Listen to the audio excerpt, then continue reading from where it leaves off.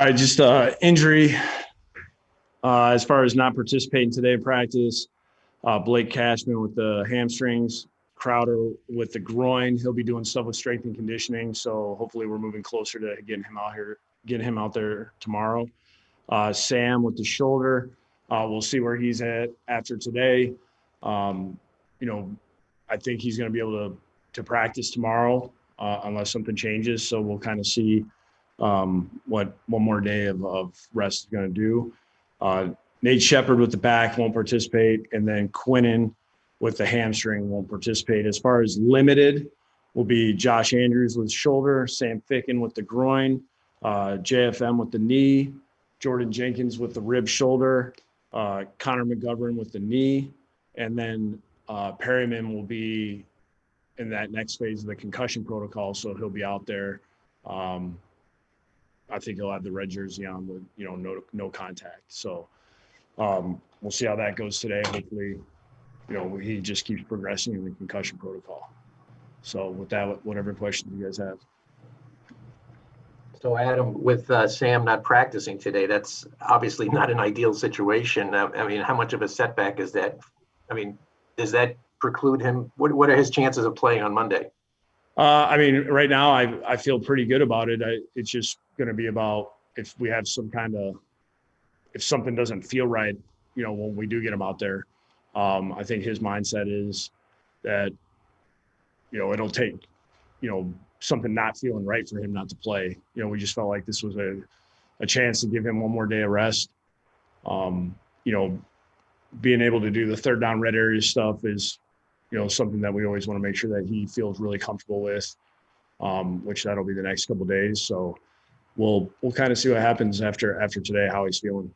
Adam, along those same lines, where do you feel with regard to Quinnen and his chances? Yeah, that's a wait and see. I see him jumping in walkthroughs. I can see where his mindset is really doesn't really want to hear, hey, you're hurt type of information. But we'll see where he's at towards the end of the week. He was he's spoken since training camp and the beginning of the season just about how much more confident he was going into this year, and he really seems to have backed that up with his play. Can you speak to what you've seen from him so far? He's really been a ray of light for you guys this year. Yeah, this last game was a great example of some of the things that he's doing really well. When he gets one-on-one matchups, you're seeing him win really quick, and you're seeing him playing smart football. That was really good play on the screen. He's evolving his game from college to the NFL. It takes time sometimes because it's just different. The spacing's different. The athletes are different. The speed of the skilled players are different. And I think he's doing a good job of, each week finding ways to get better, finding ways to take advantage of what his skill set is, which is, coming off the ball, being quick with his hands, being powerful at the same time. I've liked what the progression I've seen, from him, especially this last month or so. I feel like you're noticing him more and more every week. Just one quick follow on him. It happens to a lot of these young players that come into the league. They're used to winning, and him particularly, he never lost essentially. How difficult is that for a guy to come in and try to adjust to the league where it's not quite as easy to win as it is at Alabama and things like that? And how has he handled that, do you think? I feel like he's handled everything very well. He's such a positive kid. He's a hard guy to see. Like, you never see him really down. You see him always he's so focused of the here and now. That's how he was trained.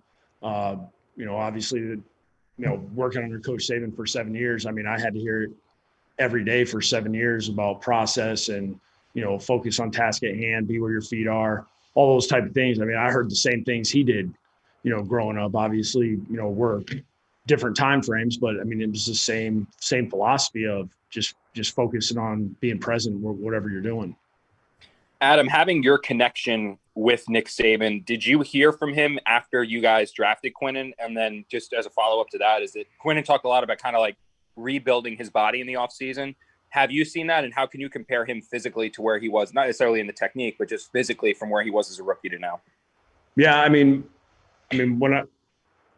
as far as Coach Saban goes, I mean, I always look at it like we're both busy doing kind of our own things. That's one of those deals where that's a once in a while phone call. I always, in my mind, I'm still kind of a GA to him. I mean, anytime I've ever been around him, it's like I jump back to when I'm 21 years old, which might seem crazy, but that's just, that's how it feels when you go back with somebody that you were with at such a young age.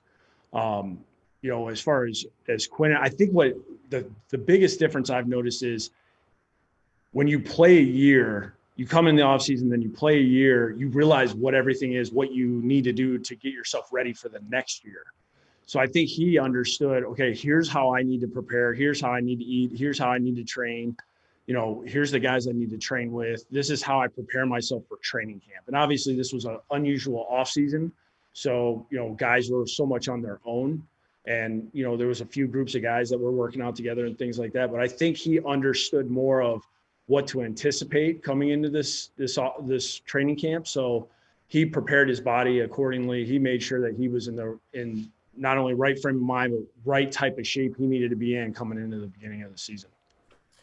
Coach, following football games, we hear from the players and the coaches that we need to look at the film. We got to study the film to see what went wrong. What are you seeing that explains the lack of success in the second half and especially recently in these football games? And how do you turn that around and start getting some victories? Yeah, the Buffalo game, that one was glaring as far as what they did different, how they played. The first half, we saw a lot of zone. We saw off. We saw not as much pressure. The second half, it was like a bombardment of pressures. It was multiple safeties, corners, linebackers. We got the full gamut of whatever they had on their call sheet. They brought it all in the second half. They were able to stop the run due to that, which put us in third and long situations and kind of just put us in a poor position to, our conversion percentage is going to go down. The third and long, 3rd and 7+, like around the league, your conversion percentage goes down.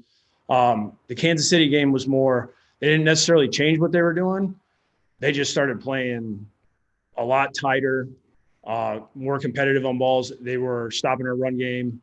They were a lot more aggressive. They were winning on their one-on-one matchups.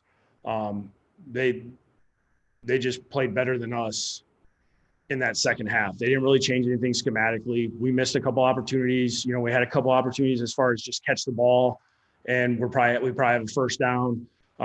That's really what hurt us in the second half was we didn't get that first down. It was all 3 and outs. And against that team, you can't miss those opportunities when we have a scrambled drill. No matter how hard the catch is, like we got to come down with that thing. When we got one-on-one matchups and we got our big guy that's made a really good catch earlier in the game, like we got to go get that, like rookie or not. I mean, we need Mims to go snatch that thing and then bring it down and get us that first down to see if we can get the things rolling. In the first half, we were doing that. We were coming down with the ball. We were going first down, second down, first down. Second half, that's what we need more of. Adam, with Mekhi, some of his blocks have kind of become social media sensations the day after games with Brian Baldinger and others breaking them down. I'm curious, when you guys watch it and you guys see him ragdoll someone like Frank Clark and these other ones, what's your reaction and what's the kind of reaction from your players when you're watching the film and they see that? Same reaction everybody else has, because it's unusual. This is a grown man league now. You don't normally see guys – I don't know if I've ever seen that really happen to Frank Clark before. If you play long enough in the NFL, things like that do happen occasionally. But with Mekhi, he's so big, he's so powerful. Once he gets his momentum going and he has his hands on you, it's hard to redirect him, and it's hard to get off him. And when you see him put guys on the ground and finish blocks the way he does, and the nastiness and the aggressiveness he plays with, it is something that not only outside, but inside the building, you're watching going, man, this guy, we just need to keep getting him better because, he could be something special. Adam, will Dow stay as the play caller? Yeah. Okay. And I want to follow on Sam for a second. How did his MRI turn out? I mean, did it show that he, might have done more damage after that hit? No, there wasn't more damage. So just the same situation. Yeah, I mean, he's just more like soreness, Rich. It's not a structural thing or anything like that. He's just sore. What if the game were on Sunday this week? I mean, then his status would be in jeopardy. I wouldn't say that. I think it's going to take a lot for him to stay out of this game. Adam, what can you guys do to create more explosive plays? Well, I think really when we do get our one-on-one matchups, which we're going to get them, especially this week, we're going to get them. I mean, we know it's not going to be a secret what coverage they're going to play against us. We got to do a good job protecting, and we got to go get the ball. We have to find a way to, when we do catch a ball underneath, of getting some catch and run. Slashing, making sure we get vertical. Break a tackle. I mean, it's just. Physically, we just have to do the things that, a lot of other teams do the same thing. We have to make the plays when they're there to be made. Adam, when I asked you on Monday, I know it was about the Patriots. It was a little soon. You hadn't had a chance to look at film and stuff. Now that you've had a look-see, obviously it's a different situation that they're in. Is there any vulnerability there? What are you seeing on film compared to what you've normally seen out of those guys? Well, the one thing I noticed defensively is the turnovers. Them creating turnovers is definitely still there. I mean, I think they're second in the league right now, and with 13 turnovers, takeaways that they've gotten. Offensively, they have turned the ball over a little more than what I think most of us are used to over the last 20 years. I know that's probably something that they're always looking to clean up because, when they get the short fields, because their defense is creating turnovers and preventing points, they're going to want to score off those drives. That's where, they've lost a turnover margin a few times, which, we're all trying to strive to make sure we're in the plus territory there. They've had they've had a lot of change. They've had a lot of change defensively. At least they've had a lot of the same guys there to where they still can play as aggressive as they normally have played. Offensively, it's a different scheme for them. It's just a bunch of different guys that are kind of they're evolving their offense to what they need to move the ball. What are you seeing out of Cam? What are you seeing out of Cam? Versus maybe before he kind of suffered some of the injuries and he was at his height. Yeah, I think even at the beginning of the year, I think they were figuring out their passing game, what was best to do there. I thought there was some good games he played really well in.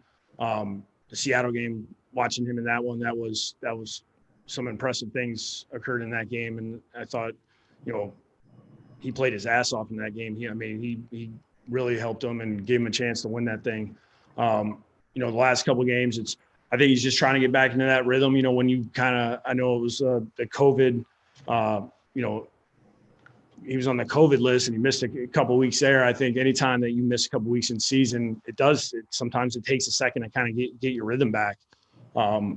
He's had some really good, it's really been problematic for other teams is when he's run the ball, they're doing the zone read stuff, when he's pulling it down and scrambling and creating first downs that way, that's been problematic. He's hit some good throws and some tight windows. I think it's just, we have to make sure that he doesn't get in a great rhythm. I mean, that's the last thing you want to have happen with him. I mean, I've played him a few times in the past, when he was at Carolina. I've seen him get really hot. And that's the last thing you need. If he gets in a great rhythm, that's when it gets really scary. Adam, when the schedule comes out, I'm sure coaches, just like players, pay close attention to the primetime game, to the Monday night games. In this situation, a winless Jets team against a 2-5 new look New England Patriot team. How are you looking at this game? How is the team looking at this opportunity with everyone watching? Well, I mean, we're so in a one game at a time mentality. I know that sounds cliche, but I mean, that's what our guys have they've done a great job of, is just hyper focusing on what do we got to do this week to go out there on whether it's Sunday or Monday or Thursday to win that game. And I think that's where our guys are at right now, whether we're playing on Monday night, Sunday at 1, Thursday at 8, whatever it is. I mean, our guys are just trying to focus on how do we win this game? What do we have to do schematically? What do we have to do as players? What extra time do we have to do to put in to make sure that we put ourselves in position in the fourth quarter, one of us has the ball to where we're either going to win it or we got to stop them. Anytime you play on Monday night, you're the only game on, and you know, if that brings some extra juice for us, then I'm all for it. I mean, I've seen it happen before where I have seen guys that get amped up for you know, these night games and like playing like in these type of environments. So, you know, our guys have, you know, when we played on that Thursday night game, I thought our guys had good energy. They were ready to go. You know, we made a couple of mistakes that really cost us the game, you know, that were things that we can definitely avoid. Adam, what is your reaction to Joe coming out on Tuesday and essentially taking a large share of the blame for this season and putting it on himself and saying that he just didn't get enough players and weapons for you? What, as the coach, how do you react to that? Well, I mean, knowing Joe for as long as I have and working with him these last couple of seasons, I know how prideful he is as far as, you know, trying to do everything he can to make everybody else's job easy. At the same time, like I've told him, like, we have to do a better job in all aspects of what we're doing as far as developing our young players, getting our guys out on the field, you know, getting these guys back from injury as fast as possible. I mean, this is everybody. This is our staff. This is coaching staff. Like, we have to do a better job of you know, the players that we do have, of making sure that we're improving them. We're getting the most out of everybody we have. You know, I always appreciate how Joe goes about his business. I mean, he works, you know, hours like he's on the coaching staff, and his staff does the same thing. These guys are here all night trying to comb through waiver wires and other teams, practice squads and things like that, trying to find ways for us to improve. And, you know, on our end, we gotta hold up our end of the bargain. We got to get guys better as quickly as possible. We got to expedite the process with our rookies and make sure that these guys are contributing and playing on Sundays. And, you know, we got to hold up our end of the bargain as well.